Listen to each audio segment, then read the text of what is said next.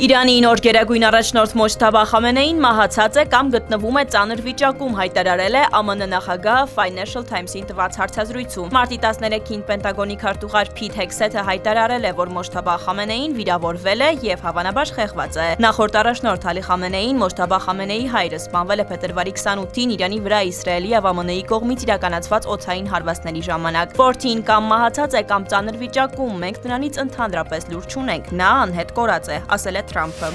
Իրանի նոր օրենքի համաձայն առևտրային նավերը պարտավոր կլինեն վճարել Հորմուզի նեղուցով նավարկելու համար, հայտարարել է Իրանի խորհրդարանի ազգային անվտանգության կոմիտեի անդամ Բորուջերդին։ Ջրային ճանապարհով նավարկող նավերի անվտանգությունն ու ծառայությունները կապահովվեն վճարովի հիմունքներով։ Հստակ չէ, թե երբ կարող են ուժի մեջ մտնել նոր կանոնակարգերը։ Իր հերթին Թրամփը պնդում էր, որ նահանգները կարող է արագորեն վերջ դնել Հորմուզի նեղուցով անցնող նավերի համար վճար գանձելու Իրանի ծրագրերը։